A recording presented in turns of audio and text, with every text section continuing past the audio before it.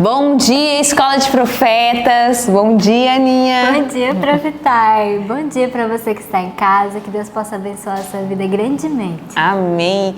E eu sei que o Senhor Jesus Cristo preparou um dia bem maravilhoso para cada um de nós, né? Certeza. Eu sei que você também vai desfrutar desse dia. E começando esse dia, estudando a palavra de Deus, fazendo orações e louvor, eu sei que é certeza que você vai alcançar os objetivos que o Senhor tem na sua vida hoje.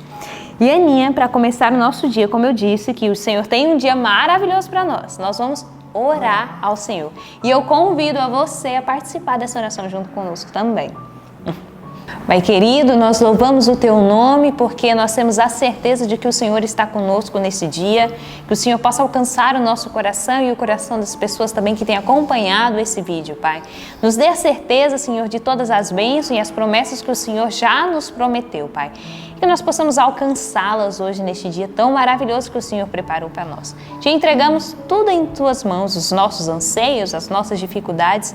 Em nome de Jesus Cristo. Amém. Amém. E agora, Aninha, chegou outro momento também especial para fazer parte do dia maravilhoso que o Senhor tem a nos dar. Qual é o momento agora? Vamos louvar ao nosso Deus. Amém. E o hino é o hino? 153. O que penso de meu mestre? Amém.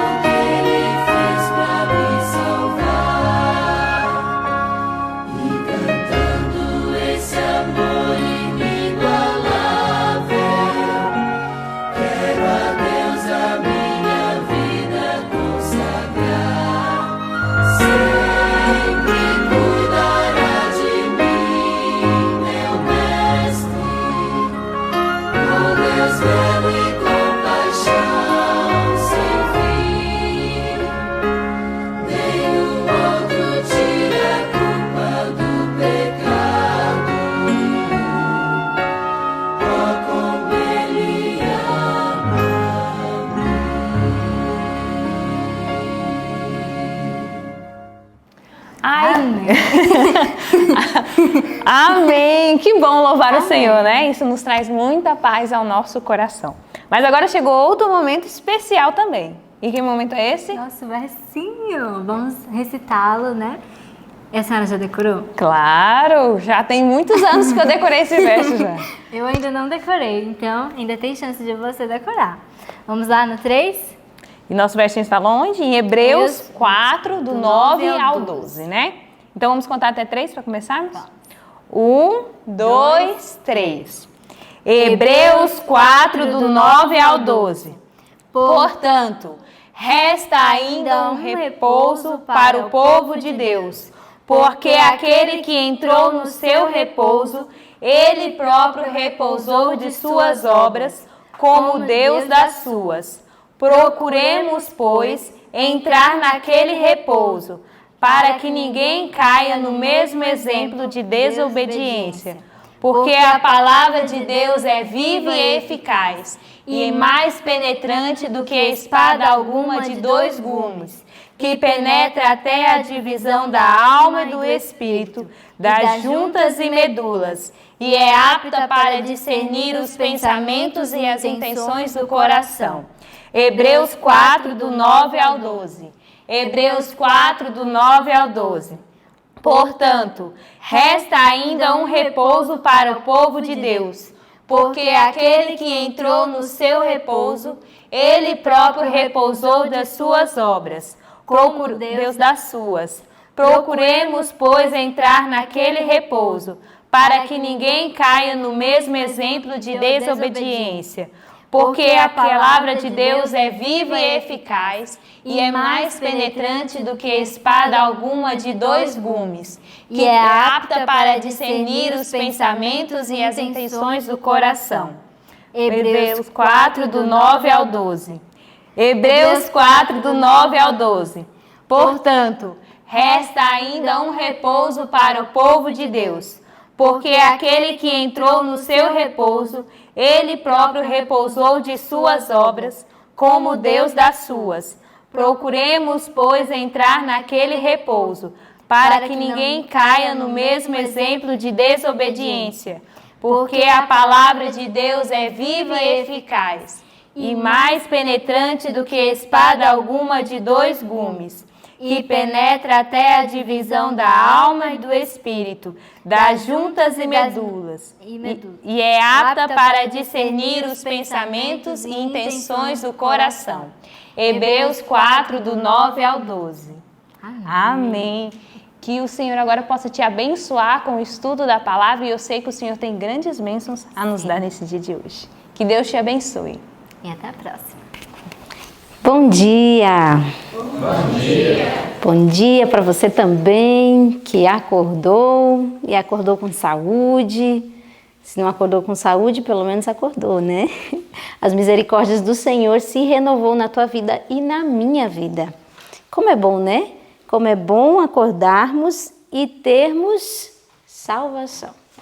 Hoje é dia de salvação para a tua casa e para a minha também. Então, com toda certeza será um bom dia.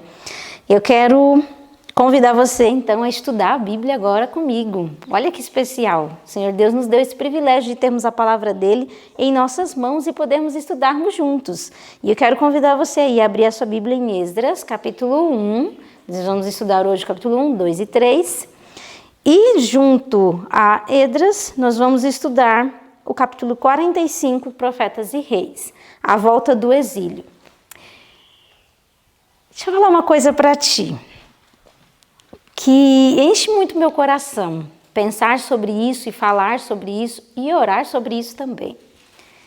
No estudo de hoje, nós vamos ver coisas grandiosas, e eu pude perceber uma coisa muito importante a respeito de Deus. Deus, ele tem um método para alcançar cada coração. Ele tem um jeito para chegar na alma de cada pessoa. E isso me impressiona muito, porque o jeito que Deus tem para chegar até você não é o jeito que Deus usa para comigo. É diferente, ele tem um jeito de tratar comigo, com o meu coração, e tem um jeito de tratar com o teu coração. Eu fico tão assim emocionada de pensar na história da mulher samaritana. Uma mulher que estava ali completamente rejeitada, cheia de preconceitos e fragilizada. E Jesus teve um jeito certo de chegar no coração dela. Disse: você poderia me dar água a beber? E esse era o único jeito que ela aceitaria que Jesus falasse com ela. Olha que impressionante. E Jesus tem um jeito para chegar nos corações. Ele é habilidoso em salvar almas. E eu gosto de orar sobre isso. Senhor, me dá a habilidade de salvar pessoas. Ele tem habilidade, ele é habilidoso, ele tem a ciência da salvação. E hoje nós vamos ver que Jesus, o Senhor Deus, teve um jeito de chegar no coração de Ciro. Nós estamos estudando um período da história do povo de Israel, que agora, traz alegria novamente ao nosso coração. Um povo que era grandioso, poderoso na terra, se tornou cativo em Babilônia. Agora Deus vai restaurar a sorte do povo de Israel. E de que maneira? Alcançando o coração de Ciro. Olha que interessante. Ciro sobe ao trono para governar o povo de Israel ali em Babilônia. E ele mal sabia que 100 anos antes Deus já havia citado o nome dele numa profecia. 100 anos antes daquilo acontecer, Ciro já estava com o nome dele gravado nas escrituras do povo hebreu.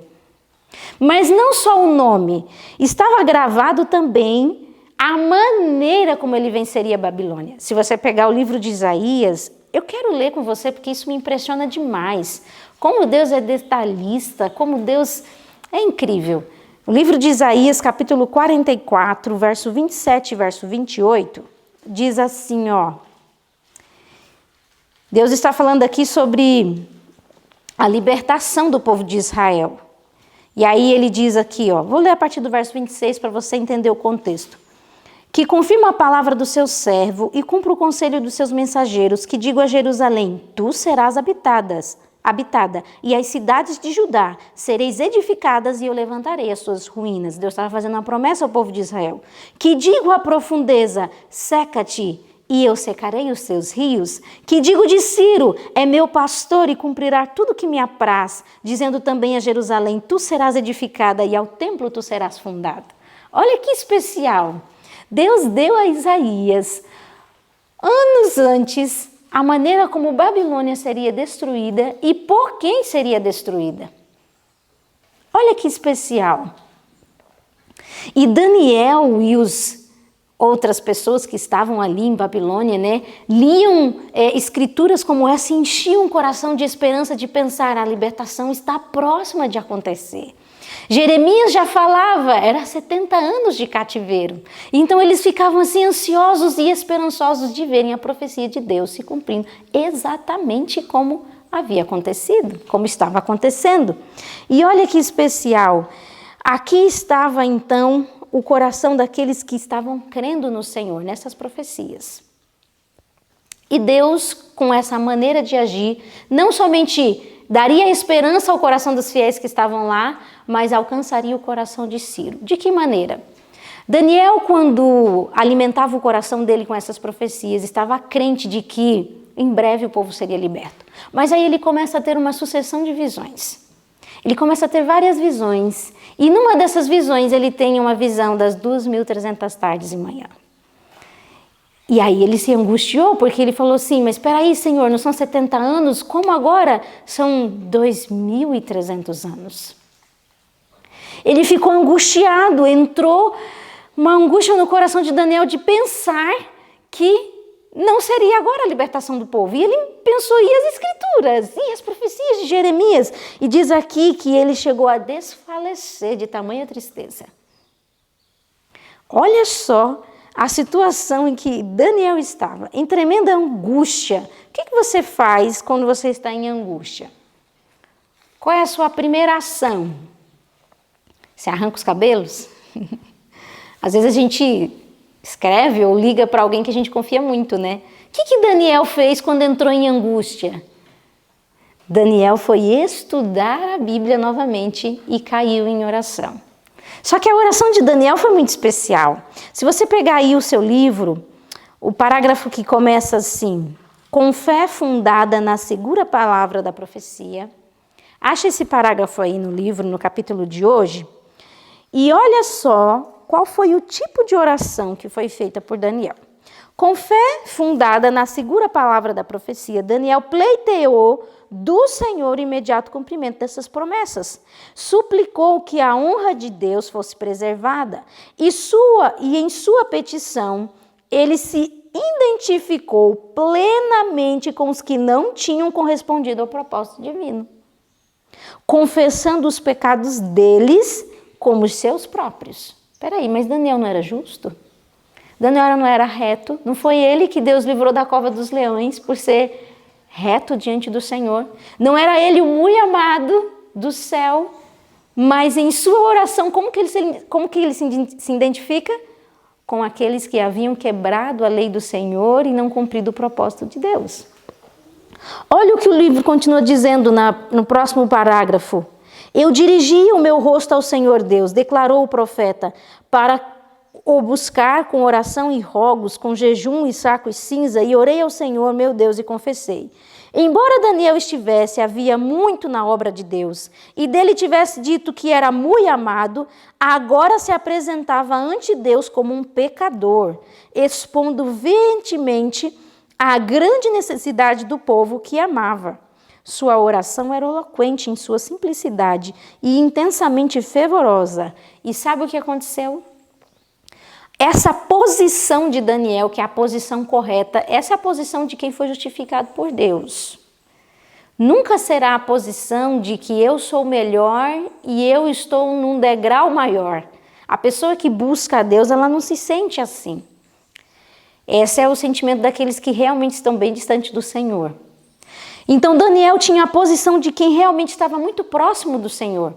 E a essa posição de Daniel, a posição correta, fez com que o céu se inclinasse para ouvi-lo. Você já parou para pensar que o céu se inclina para te ouvir? Que o céu tem interesse na tua história e na tua vida. Eu sei que às vezes parece bom demais para ser verdade, né?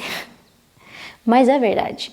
O céu se interessa pela tua história, por mais simples que ela possa ser. Por mais medíocre que a sua vida venha a ser, porque realmente a gente olha para o universo e pensa, minha vida é tão medíocre para Deus se importar com ela, mas Deus se importa. E enquanto Daniel orava, suplicando ao Senhor, o céu se interessava, se inclinava diante de Daniel para ouvir a sua súplica. E olha que interessante, quando Daniel orou ao Senhor, aqui diz que Deus o respondeu de maneira muito favorável. Se você pegar o parágrafo que começa, a oração de Daniel, olha só o que esse parágrafo nos diz. A oração de Daniel tinha sido proferida no ano 1º de Dario, o rei Medo, cujo general Ciro tinha arrebatado de Babilônia o cetro do governo universal. O reinado de Dario foi honrado por Deus. A ele foi enviado o anjo Gabriel para o animar e fortalecer. Após sua morte, cerca de 2 anos depois da queda de Babilônia, Ciro o sucedeu no trono e o início do seu reinado marcou o fim dos 70 anos. Olha que especial! Desde que o primeiro grupo de hebreus tinha sido levado cativo por Nabucodonosor de sua pátria judaica para a Babilônia. Quando Ciro assume o trono com a morte de Dario, agora os 70 anos se findam, acabam. E o que aconteceu com o fim desses 70 anos? Daniel era um homem muito respeitado. Olha a importância de você fazer o certo. Quando você faz o certo, você se torna uma pessoa inesquecível. Daniel era uma pessoa inesquecível e era uma pessoa desejável. As pessoas queriam tê-lo por perto, porque tudo que Daniel fazia dava certo. E lá estava Daniel agora, que tinha ganhado um grande respeito na cabeça de Dario, se você lembra bem a história, né? Ele foi liberto da cova dos leões e recebeu uma grande admiração, né, do rei Dario. Agora, Ciro, que já sabia da história, já conhecia a conduta de Daniel e eles se tornaram super amigos. Foi a chance de Daniel de abrir a Bíblia para Ciro. Olha que coisa extraordinária. Eu comecei esse estudo dizendo que Deus tem um método para alcançar os corações. E olha como foi que Deus alcançou o coração de Ciro. Daniel e Ciro se tornaram amigos e Daniel falou assim, Ciro, deixa eu te mostrar algo que está escrito sobre você 100 anos antes. Deixa eu te falar de um profeta chamado Isaías que falou do teu nome e falou do jeito que você conquistaria a Babilônia. Pá, aquilo na cabeça de Ciro foi uma bomba. Como é que pode? Que Deus é esse que consegue ver o que vai acontecer lá na frente? E aí Daniel abriu a Bíblia, mostrou para ele, abriu a Bíblia, abriu os escritos, né? Abriu os escritos, mostrou para ele e Ciro ficou espantado de conhecer esse Deus que o conhecia antes dele nascer. Que extraordinário!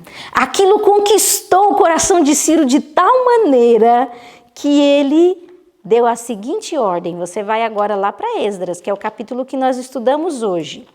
Olha só qual foi a ação de Ciro ao saber que o Deus de Israel tinha falado o nome dele, tinha chamado ele de servo e ainda tinha dito como é que ele ia vencer Babilônia.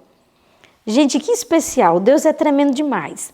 Aí olha só o que foi que Ciro fez, Esdras capítulo 1, nós vamos ler aí o verso do 1 ao 4.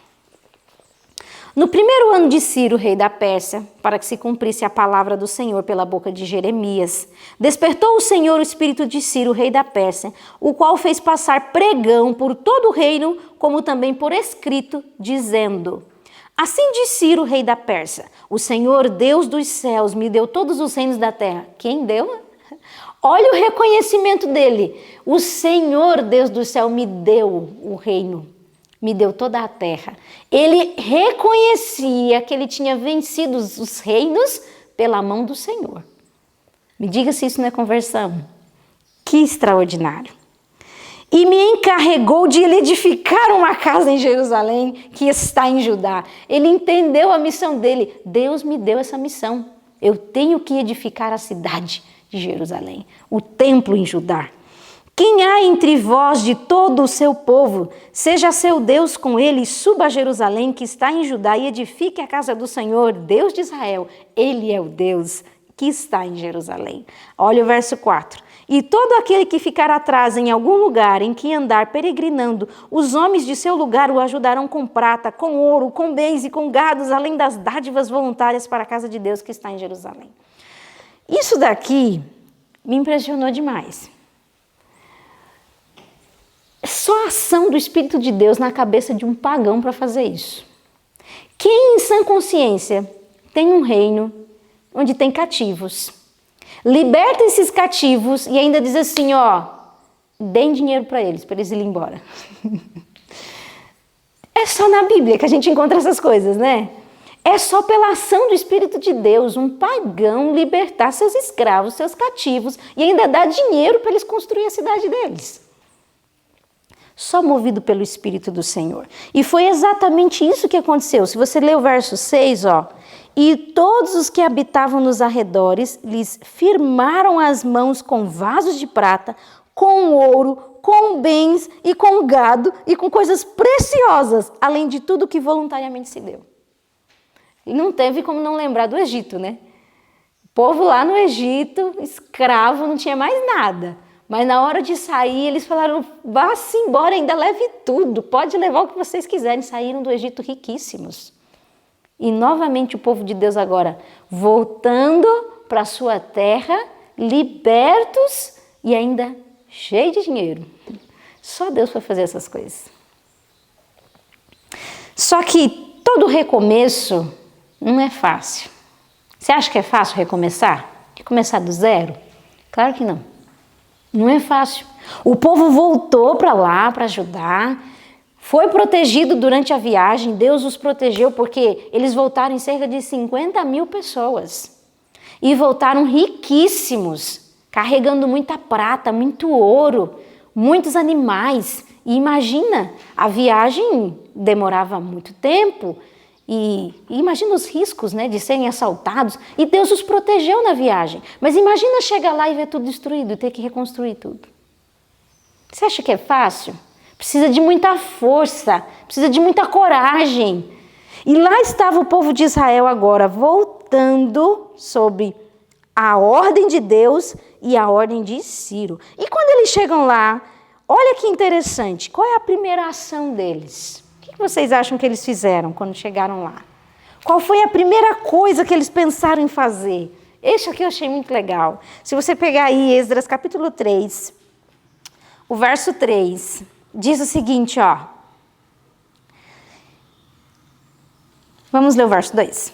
Verso 2. E levantou-se Jesuá, filho de Josadaque, e seus irmãos, os sacerdotes, e Zorobabel, filho de Sealtiel, e seus irmãos, e edificaram o altar do Deus de Israel para oferecerem sobre ele holocaustos, como está escrito na lei de Moisés, o homem de Deus. Verso 3, e firmaram o altar sobre as suas bases, porque o terror estava sobre eles por causa dos povos das terras, e ofereceram sobre ele holocaustos ao Senhor, holocaustos pela manhã e à tarde. Qual foi a primeira coisa que eles reconstruíram? O altar do Senhor. Primeiro Deus. Havia um medo pelos povos que estavam ao redor, imagina uma cidade toda destruída, sem nenhum tipo de segurança, um povo chegando cheio de dinheiro, mas qual foi a primeira preocupação? Restaurar o altar do Senhor. Primeiro Deus. E as outras coisas iam se encaixando. Se nós colocarmos Deus em primeiro lugar nos nossos planos, nas nossas decisões, em tudo que viermos fazer, as outras coisas vão encontrando lugar, vão se encaixando. A gente precisa aprender isso. E eles tiveram essa ação e essa sabedoria, esse discernimento de levantar primeiro o altar de Deus. Foram vários meses de luta e reconstrução. E diz que eles começaram a levantar, lançar os alicerces, né? Lançar os fundamentos do templo de Deus. Diz que era uma luta muito terrível, muito difícil, mas lá estavam eles trabalhando para levantar o templo do Senhor. E esse templo estava na profecia para ser reerguido. E se você olhar aqui em Esdras capítulo 3, verso 10, diz o seguinte, ó. Quando, pois, os edificadores lançaram os alicerces do templo do Senhor, então apresentaram-se os sacerdotes já vestidos e com trombetas, e os levitas, filhos de Asaf, com símbolos para louvarem o Senhor, conforme a instituição de Davi, rei de Israel. E cantavam juntos por grupo, louvando e rendendo graças ao Senhor, dizendo: porque é bom, porque a sua benignidade dura para sempre sobre Israel. E todo o povo jubilou com altas vozes quando louvaram ao Senhor pela fundação da casa do Senhor. Olha que momento especial. Pensa num momento especial como esse. Eles estavam lançando o fundamento do templo de Deus e estava todo mundo alegre, louvando, dizendo como o Senhor é bom. Olha como Ele nos deu tantas coisas. Ele moveu o coração de Ciro, Ele nos ajudou a voltarmos e agora vamos reconstruir. Estava tudo muito lindo. Mas olha o verso 12.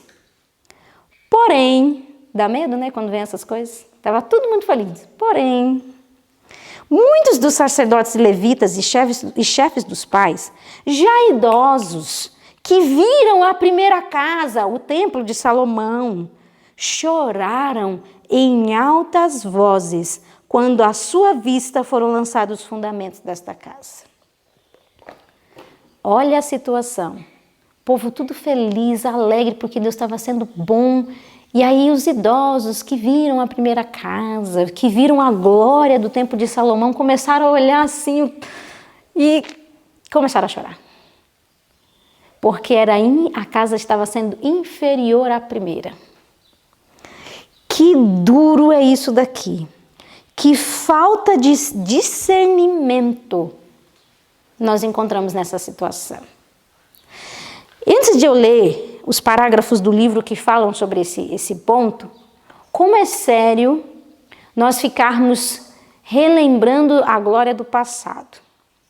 Eu me lembro uma vez que tinha acabado de entrar na igreja, assim, fazia algum tempinho já, e me colocaram para liderar o clube de desbravadores. Me colocaram como diretora, imagina, uma responsabilidade tremenda. E a pessoa já é nova na fé, tem medo de tudo, tem medo de errar, né? E aí já coloca você para liderar o clube, e aí você fica assim. E eu tinha um senhor que me ajudava, né? E aí ele sempre falava assim: no tempo de fulano, que era o ex-diretor, as coisas eram assim. Ai, no tempo de fulano, o clube era assim. E aí eu olhava para o clube e pensava assim: nossa, nem se compara ao tempo de fulano. E isso me desanimava que só. Isso desanimava e eu falava assim: mas rapaz, eu não consigo alcançar esse tempo do fulano aí. O meu tempo é muito inferior. E isso desanimava meu coração. Só que o meu amigo do lado não fazia isso por mal, mas o diabo sabia usar isso muito bem para me desanimar. Olha como a gente tem que ter cuidado com o que a gente fala, com o que a gente sente, porque às vezes pode até não ser a nossa intenção, mas o diabo ele é bem intencional. Ele sabe bem usar as nossas falas mal colocadas, né? Ele sabe bem usar as nossas palavras que não são bem encaixadas, os nossos sentimentos que mudam, né? São enganosos.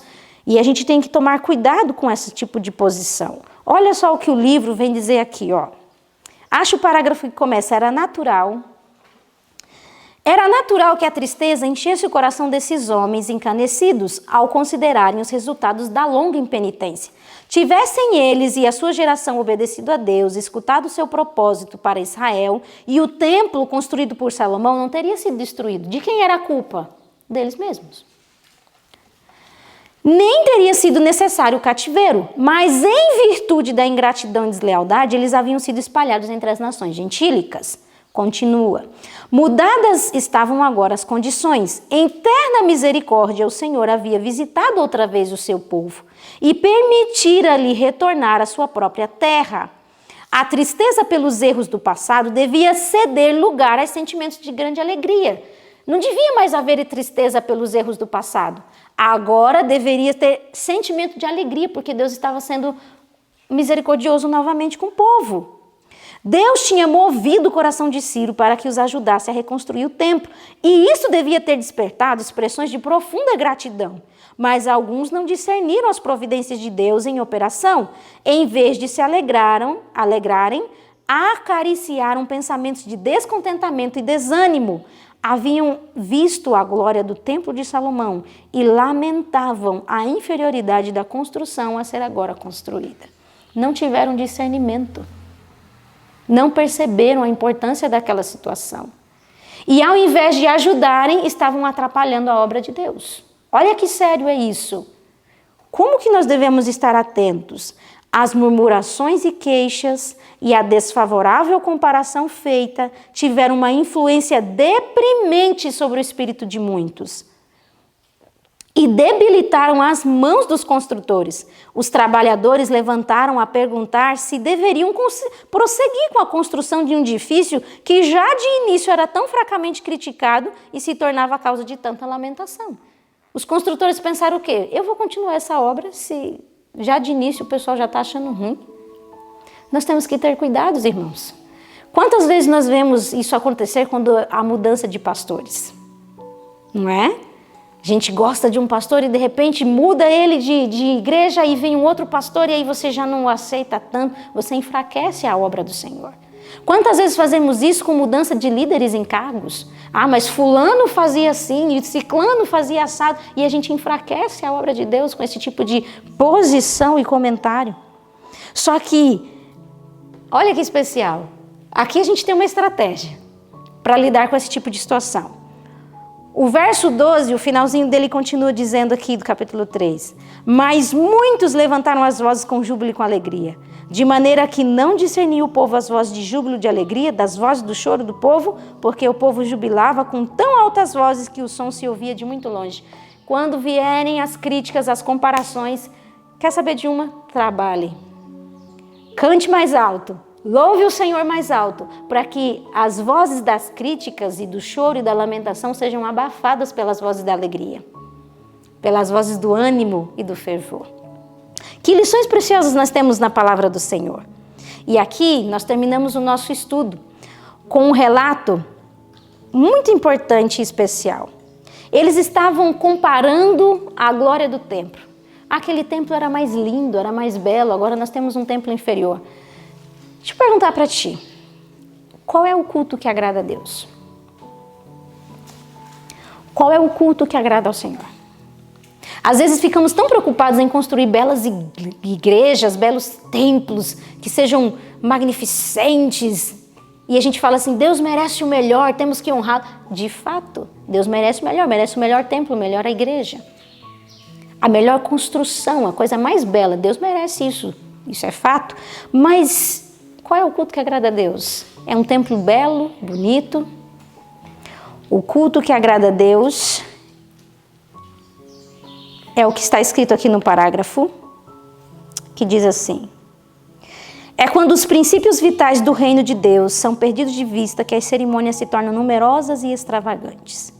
É quando a edificação do caráter é negligenciada, quando falta o adorno da alma, quando é desprezada a simplicidade da piedade, que o orgulho e o amor da ostentação reclamam magnificentes igrejas, esplêndidos adornos e imponentes cerimônias.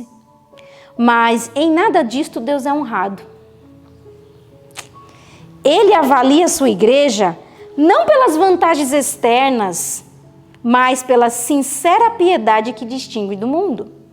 Ele a estima de acordo com o crescimento dos seus membros no conhecimento de Cristo, segundo o seu progresso na experiência espiritual.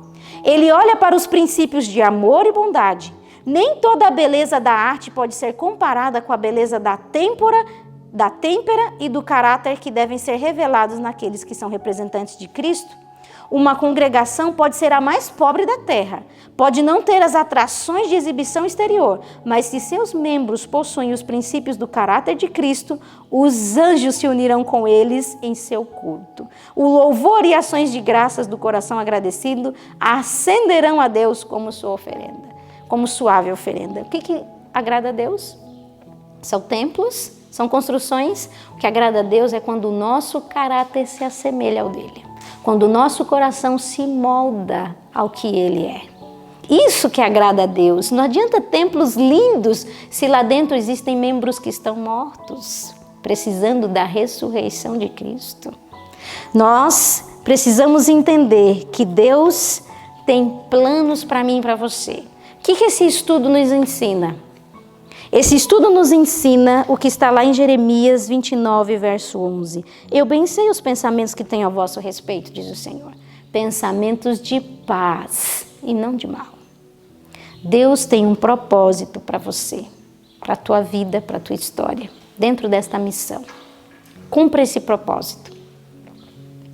Viva esse propósito, crendo que no Senhor as coisas vão bem. Quero convidar você a orar. Vamos nos ajoelhar. Querido Deus e nosso Pai, nós vimos na história de hoje que o Senhor cuida do teu povo e que em nenhum momento da história o Senhor se esquece de nós. E o Senhor tem a capacidade de mover o coração até daquele que é inconverso, Senhor. Até daquele que não tem a fé em Ti. E o Senhor é capaz de mover a história, mover todas as coisas para que o Teu povo cumpra o propósito nesta terra. Ajuda-nos a crermos e confiarmos no Senhor. Ajuda-nos, Senhor Deus, a buscarmos acima de tudo a Tua aprovação, que seja esse o anseio da nossa alma. Torna-nos, Senhor, habilidosos em salvar pessoas, assim como o Senhor tem habilidade em salvar pessoas, ensina-nos também a termos essa habilidade, Pai amado. Nos colocamos em Tuas mãos, pedimos a Tua bênção para o dia de hoje, peço que o Senhor esteja auxiliando aqueles que estão em casa, estudando a Tua palavra, que o Senhor os fortaleça e os anime a perseverarem em buscar a Tua face. Em nome de Jesus, amém.